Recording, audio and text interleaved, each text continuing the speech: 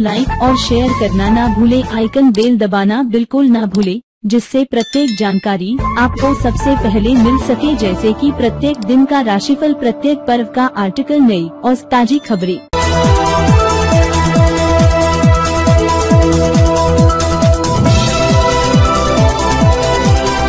नमस्कार दोस्तों, मैं हूं आपके साथ प्राची कुमारी।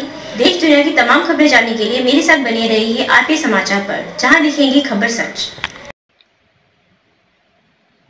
नमस्कार, आप देख रहे हैं आरपीएस समाचार। मैं हूं आपके साथ रघुनाथ प्रसाद शास्त्री। नजर डालते हैं आज की कुछ खास खबरों पर। सबसे पहले हम शुरुआत करेंगे दिल्ली की कुछ खास खबरों से। दिल्ली से आ रही इस वक्त की बड़ी खबर। कोरोना के नए केसों ने फिर से बढ़ाई टेंशन। दिल्ली समेत 5 राज्यों को केंद्र ने लिखी चिट्ठी। आपको बता दें, केंद्र स्वास्थ्य सचिव की ओर से लिखे गए एक पत्र में कहा गया है कि कोरोना के नए मामलों की बढ़ोतरी पर सख्त निगरानी रखी जाए और अगर आवश्यक हो तो जरूरी कार्रवाई भी की जानी चाहिए। केंद्रीय स्वास्थ्य सचिव बूस्टर डोज को लेकर कल करेंगे बैठक, यानी 10 अप्रैल से 18 प्लस को भी लगाई जा सकेगी बूस्टर डोज। केंद्र सरकार ने दिल्ली, हरियाणा, केरल, महाराष्ट्र और मिजोरम में कोरोना के नए मामलों में बढ़ोतरी को लेकर सतर्कता बरतने के आदेश दिए हैं। केंद्रीय स्वास्थ्य सचिव राजेश भूषण ने दिल्ली समेत 5 राज्यों में कोरोना के नए केसों को लेकर चिंता जाहिर की है। साथ ही कोरोना के नए मामलों की बढ़ोतरी को लेकर इन राज्यों को पत्र भी लिखा गया है। केंद्रीय स्वास्थ्य सचिव की ओर से लिखे गए पत्र में कहा गया है, कोरोना के नए मामलों की बढ़ोतरी पर सख्त निगरानी रखी जाए और अगर आवश्यक हो तो जरूरी कार्रवाई भी की जानी चाहिए। वहीं स्वास्थ्य सचिव राजेश भूषण शनिवार सुबह करीब 10:30 बजे बूस्टर डोज के लेकर एक बैठक करेंगे। 10 अप्रैल से 18 प्लस को भी लगाई जा सकेगी बूस्टर डोज। 10 अप्रैल से 18 प्लस एज ग्रुप वाले कोरोना का बूस्टर डोज लगवा सकेंगे। बूस्टर डोज सभी प्राइवेट वैक्सीनेशन सेंटर पर उपलब्ध होगी।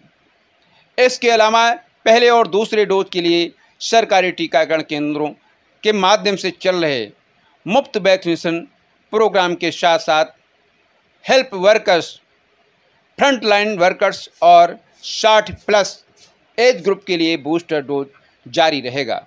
साथ ही इसमें और तेजी लाई जा सकती है। जानकारी के मुताबिक 18 plus age group private vaccination centre पर जाकर बूस्टर डोज लगवा सकेंगे। 18 साल से अधिक आयु के जिन्होंने दूसरा डोज ले लिया है और 9 महीने पूरे कर चुके हैं, वे बूस्टर डोज लगवा सकते हैं। अब तक देश में सभी 15 प्लस आबादी में से लगभग 96% को कम से कम एक कोरोना वैक्सीन लग चुकी है, जबकि 15 प्लस एज ग्रुप में से लगभग 83 ने दोनों डोज ले ली है।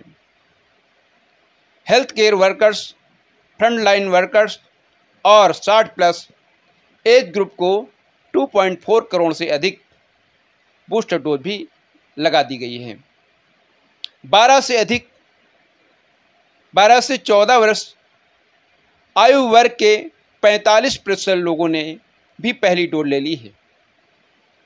भारत में कोरोना की स्थिति बीते 24 घंटों में कोरोना के 1101 नए मामले सामने आए हुए हैं, जबकि 43 लोगों की मौत हो चुकी है, जिसमें मौतों की कुल संख्या बढ़कर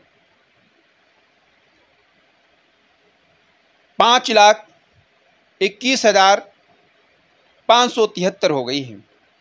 भारत में सक्रिय कोरोना मामलों की संख्या घटकर 11,492 रह गई है। देश में पॉजिटिविटी रेट 0.3% है। देश में बीते 24 घंटों में 1,213 मरीज ठीक हो चुके हैं। गुरुवार को 1,033 मामले दर्ज किए गए थे। ब्यूरो रिपोर्ट, आरपीएस समाचार। बड़ी खबर आ रही है मुंबई से। देश के 6 शहर 2050 तक डूब जाएंगे। कोच्चि जैसे शहरों पर पड़ेगा टेम्परेचर और तूफानों का बड़ा असर। हाजी अली और वर्ली सी लिंक समंदर में समा जाएंगे। खबर विस्तार से। देश में समुद्र तट के किनारे मौजूद शहरों पर समुद्र के बढ़ते जलस्तर के असर को लेकर चौंकाने वाला एनालिसिस सामने आया है। Global risk management firm RMSI के मुताबिक मुंबई, कोच, मैंगलोर, चेन्नई, विशाखापट्टनम सहित तिरुवनंतपुरम में कई बड़ी इमारतें और सड़कें 2050 तक डूब जाएंगी। RMSI के एनालिसिस में पाया गया कि मुंबई के Haji Ali Dargah, Jawaharlal Nehru Port Trust, Western Express Highway, Bandra Worli Sea Link के डूबने का खतरा बना हुआ है।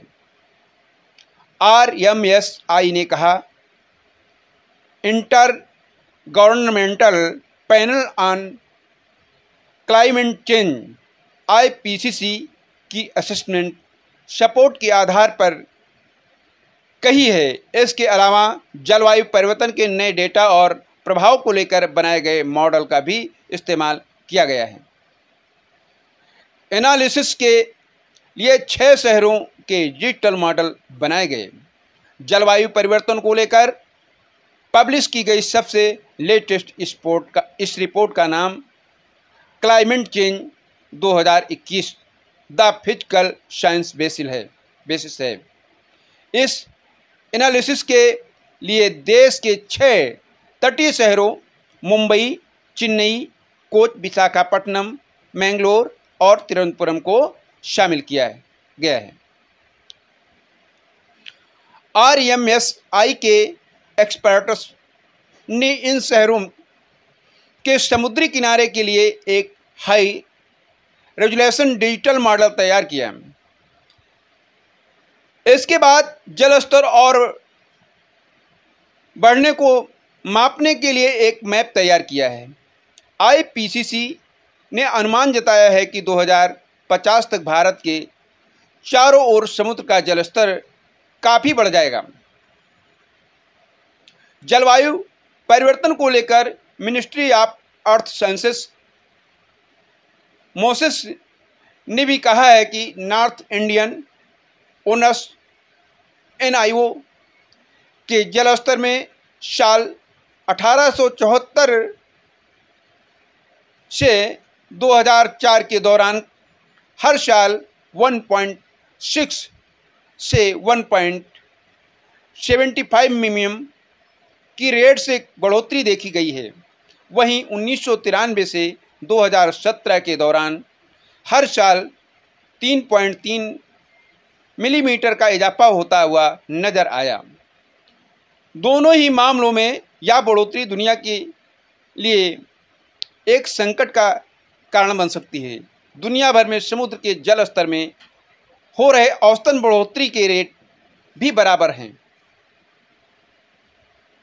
IPCC का अनुमान है कि वर्ष 2050 में नॉर्थ इंडियन ओशन का स्तर लगातार जल स्तर 1996 से 2005 के दौरान रहे जलस्तर के मुकाबले करीब 300 मिलीमीटर यानी 1 फुट बढ़ जाएगा।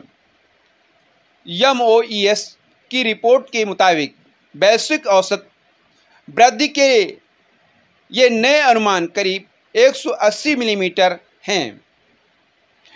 Indian institute of tropical meteorological department के जलवायु वैज्ञानिक शॉक्सी मैथ्यूकोल ने बताया कि तटीय शहरों के डूबने का एकमात्र फैक्टर समुद्र के जल स्तर में इजाफा ही नहीं है। तटीय इलाके पहले से ही जलवायु परिवर्तन का खामियाजा भुगत रहे हैं। मौजूदा समय में चक्रवात, तूफान और भारी बारिश की घटनाएं बढ़ रही हैं। यह तटीय बाढ़ का कारण बनती हैं। पिछले 4 दशकों में पश्चिमी तट पर चक्रवातों में 52% का इजाफा हुआ है। 1950 के दशक के मुकाबले भारी बारिश में 3 गुना बढ़ोतरी देखी गई है। 2050 तक वैश्विक तापमान परिवर्तन 2 डिग्री सेल्सियस के करीब होगा। इसके बाद चक्रवातों और भारी बारिश में और भी तेजी आ सकती है। मैथ्यू ने कहा, समुद्र के जलस्तर में बढ़ोतरी और इन सभी घटनाओं से तटीय बाढ़ बढ़ सकती है, जिसका असर एक बड़े इलाके पर पड़ सकता है। हमें इन घटनाओं पर तत्काल निगरानी और स्टडी करने की ज़रूरत है ताकि आपदा के समय चेतावनी के लिए एक सिस्टम तैयार किया जा सके। मुंबई से ब्यूरो रिपोर्ट। अब हम बात करेंगे उत्तर प्रदेश के कानपुर की, जहां लॉकर से पार किए गए गहने और जरूरी जेवरात, पैसे आदि। बैंक मैनेजर और लॉकर ने रचा था लूट का खेल। मिस्त्री से पूछताछ में हुआ खुलासा। आपको बता दें, सेंट्रल बैंक ऑफ इंडिया की कराची खाना शाखा में लॉकर खोलने वाले मिस्त्री से पुलिस की पूछताछ में खेल का हुआ पर्दाफाश। बैंक मैनेजर और लॉकर इंचार्ज ने मिस्त्री और उसकी टीम के साथ मिलकर ग्राहकों के लॉकर खाली किया भारी नुकसान। खबर विस्तार से। आपको बताते चलें, कानपुर सेंट्रल बैंक में 2.5 करोड़ की चोरी के मास्टर माइंड तत्कालीन ब्रांच मैनेजर राम प्रसाद को पुलिस ने पूछताछ के लिए हिरासत में ले लिया तो वह खुद को बेकसूर बताता रहा, लेकिन पुलिस की जांच में बेनकाब हो गया। मैनेजर और लॉकर इंचार्ज ने मिस्त्री और उसकी टीम के साथ मिलकर ग्राहकों के लॉकर खाली कर दिए थे। पुलिस ने लॉकर तोड़ने वाले मिस्त्री चंद्रप्रकाश से जब पूछताछ की तो अभिलेखों की जांच तो चोरी की तस्वीर साफ होती चली गई। डीसीपी सलमान ताज पाटिल ने बताया कि बैंक के रजिस्टर व अन्य रिकॉर्ड चेक किए गए तो इनमें असमानता मिली। अभिलेखों के अनुसार सिर्फ 3 लॉकरों से सामान मिलने की पुष्टि थी, जबकि कंपनी के अधिकृत मिस्त्री चंद्र प्रकाश ने वारदात के दिन 12 लॉकरों से सामान निकालने की बात बताई। पुष्टि के लिए चंद्र प्रकाश से पूछताछ कर तोड़ने वाले लॉकरों को चिन्हित कराया गया।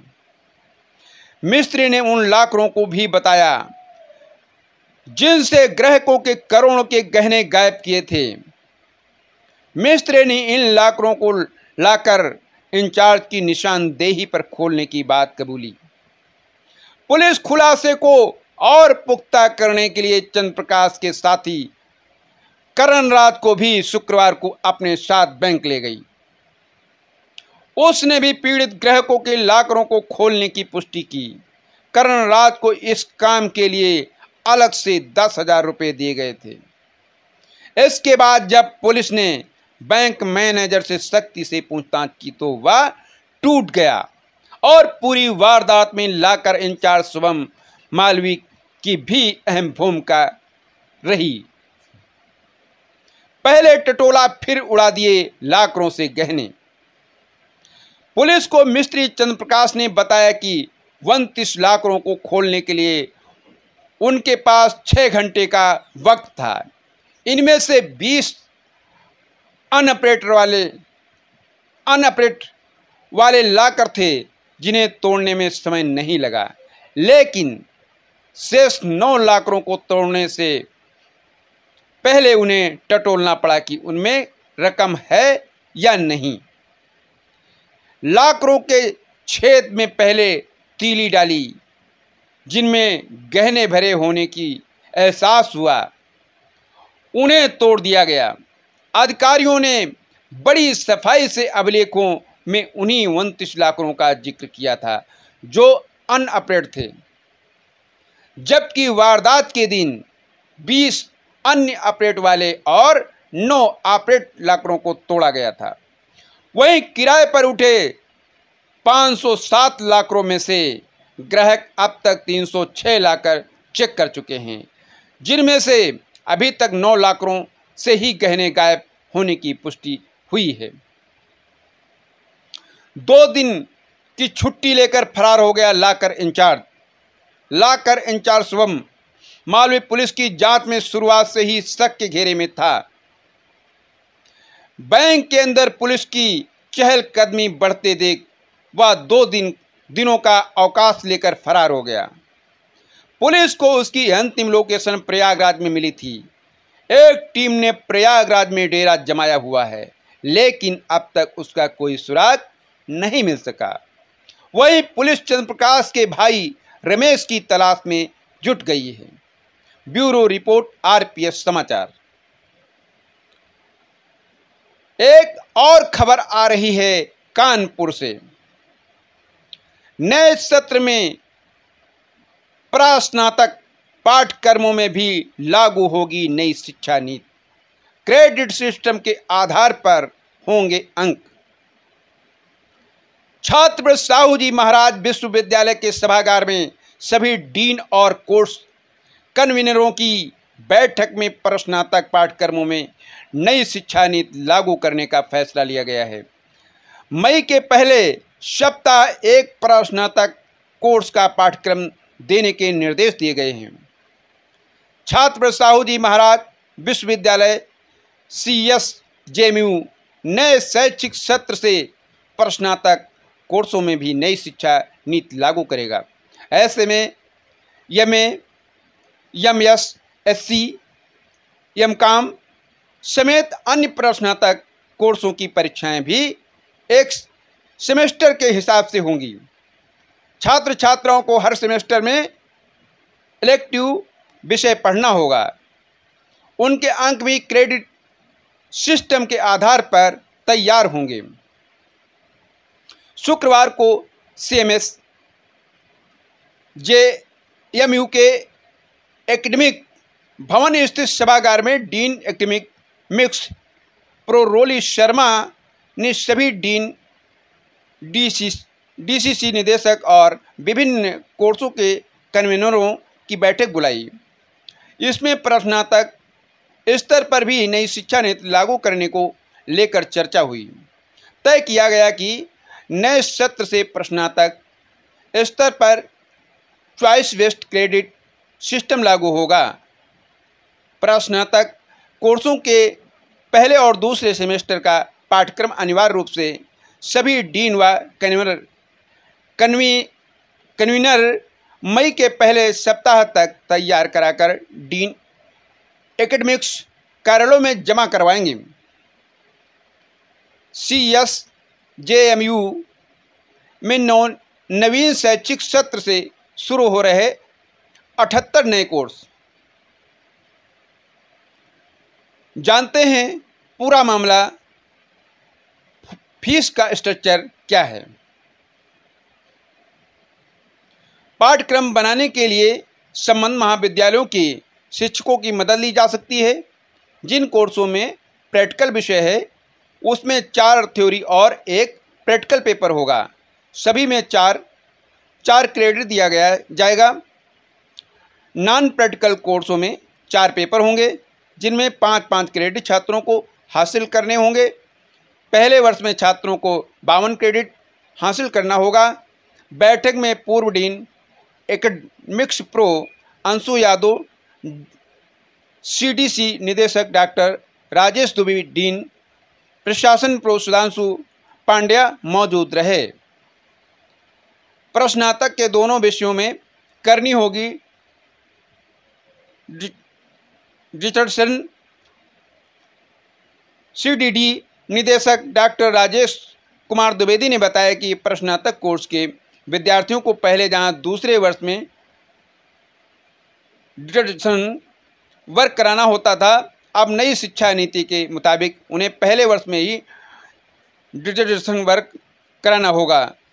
छात्र पहले और दूसरे दोनों वर्षों में अपनी थीसिस व डिसर्टेशन विभाग में जमा कराएंगे। दूसरे वर्ष में तो उनके ऑप्शन पेपर की संख्या भी बढ़ सकती है। ब्यूरो रिपोर्ट, आरपीएस समाचार। एक बड़ी खबर आ रही है लखनऊ से। उत्तर प्रदेश के लखनऊ के हजरतगंज चौराहा स्थित इंडियन बैंक में लगी आग, दस्तावेज जलकर हो गए खाक। आपको बता दें, इंडियन बैंक की दूसरी मंजिल पर शुक्रवार दोपहर आग लग गई। इससे हड़कंप मच गया। कड़ी मशक्कत के बाद दमकल कर्मियों ने आग पर पाया काबू। खबर विस्तार से। हजरतगंज चौराहे पर स्थित इंडियन बैंक के पिछले हिस्से में द्वितीय तल पर शुक्रवार दोपहर आग लग गई। देखते ही देखते आग ने विकराल रूप धारण कर लिया। आग की लपटें निकलने लगी। सूचना पर पहुंचे दमकल कर्मियों ने 3 गाड़ियों की मदद से 1 घंटे की कड़ी मशक्कत के बाद आग पर काबू पा लिया। आग से बैंक में रखे आवश्यक दस्तावेज जलकर राख हो गए हैं। हजरतगंज चौराहे पर इंडियन बैंक के पिछले हिस्से पर द्वितीय तल से आग की लपटें और धुआं निकलता देख कर्मचारियों ने शोर मचाना शुरू कर दिया। कर्मचारियों ने पहले पानी फेंककर आग पर काबू पाने का प्रयास किया। बेकाबू होते देख दमकल को सूचना दी। कुछ ही देर में हजरतगंज फायर स्टेशन से एफएसओ राम कुमार रावत, सीएफओ विजय कुमार सिंह व अन्य दमकल कर्मी गाड़ियां लेकर मौके पर पहुंच गए। इस बीच आग पास में ही स्थित ट्रांसफार्मर में भी लग गई। आनन फानन बिजली की सप्लाई बंद कराई गई। दस्तावेज जल गए थे। इस कारण धुआं पूरे परिसर में फैल गया। अधिकारी और कर्मचारी बाहर निकल आए। प्रवेश का गलियारा काफ़ी सकरा था, इसलिए दमकल कर्मियों को भी अंदर दाखिल होने में भारी मुश्किल का सामना करना पड़ा। दमकल कर्मियों ने 1 घंटे की कड़ी मशक्कत के बाद आग पर काबू पा लिया। सीएफओ ने बताया कि आग के कारणों की जांच की जा रही है। संभवतः आग शॉर्ट सर्किट से लगी होगी। रिपोर्ट, आरती सचदेवा। बड़ी खबर आ रही है प्रयागराज से। नैनी औद्योगिक क्षेत्र को मिलेगी सजीवनी। 200 यूनिट्स के शुरू होने की जगी उम्मीद। शहर में इन दिनों आम लोगों के बीच एक चर्चा आम हो गई है।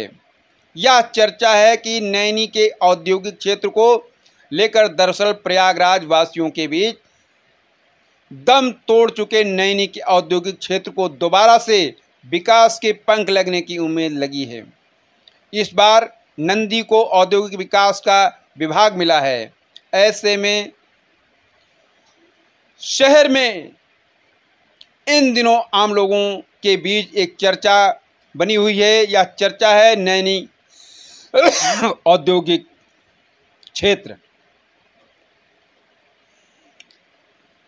नंदी को लेकर दरअसल प्रयागराज वासियों के बीच दम तोड़ चुके नैनी के औद्योगिक क्षेत्र को दोबारा से विकास के पंख लगने की उम्मीद जगी है। यह उम्मीद लाजमी भी है, क्योंकि पिछले महीने मार्च में शहर दक्षिण के विधायक नंद गोपाल गुप्ता योगी 2 की कैबिनेट में शामिल हुए हैं। खास बात यह है कि उन्हें निर्यात प्रोत्साहन, निवेश प्रोत्साहन के साथ साथ औद्योगिक विकास का भी जिम्मा मिला हुआ है। वर्षों से विकास की राह देख रही है नैनी को अब उम्मीद के पंख लग गए हैं। लोगों में उम्मीद जगी है कि कैबिनेट मंत्री नंदी अपने पिछले कार्यकाल के मुकाबले इस बार बेहतर काम कर सकते हैं और इस क्षेत्र को दोबारा से इसकी पहचान दिला सकते हैं। हालांकि पिछले कार्यकाल में नंदगोपाल गुप्ता नंदी और सांसद रीता बहुगुणा जोशी ने इस क्षेत्र के लिए काफ़ी प्रयास किए, पर परिणाम उत्साहजनक नहीं रहे। लेकिन इस बार नंदी को औद्योगिक विकास का विभाग मिला हुआ है। ऐसे में उद्यमियों, व्यापारियों के साथ आम लोगों के बीच उम्मीदें काफ़ी बढ़ गई हैं। ब्यूरो रिपोर्ट, आरपीएस समाचार। एक बड़ी खबर आ रही है उत्तर प्रदेश के उन्नाव से। मुठभेड़ में मांस तस्कर गिरफ्तार। पूर्वा कोतवाली पुलिस व एसओजी की टीम ने मुठभेड़ में 4 मांस तस्करों को 4 कुंटल मांस के साथ गिरफ्तार किया है। तस्करों के पास से तमंचा, देसी बंदूक, कारतूस, बाइक व कार बरामद हुई हैं। सीओ पंकज सिंह ने बताया कि गुरुवार देर रात मुखबिर की सूचना पर पुलिस टीम ने घूर खेत के मैदान की घेराबंदी की तो मांस तस्करों ने भागने का प्रयास किया। इस दौरान तस्करों ने पुलिस पर 2 फायर भी किए। पुलिस टीम ने बचाव में चारों को धर दबोचा। पकड़े गए मांस तस्करों में कसाईबाड़ा अमीनाबाद, लखनऊ निवासी कलीम, पंजीसरा थाना गोसाईगंज, लखनऊ निवासी वाकिब और दही थाना क्षेत्र के जमुना खेड़ा निवासी हबीबी और रमजान शामिल हैं। सीओ ने बताया कि चारों को जेल भेजा गया है। प्रभारी निरीक्षक पूर्वा ज्ञानंद सिंह, एसओजी प्रभारी गौरव कुमार व उनकी टीम ने संयुक्त कार्रवाई में सफलता हासिल की है। चारों का आपराधिक इतिहास खंगाला जा रहा है। गैंगस्टर की कार्रवाई भी की जा सकती है। Bureau report, Unnao. आज के लिए बस इतना ही। लगातार देखते रहें आरपीएस समाचार, नई और ताज़ी खबरों के लिए।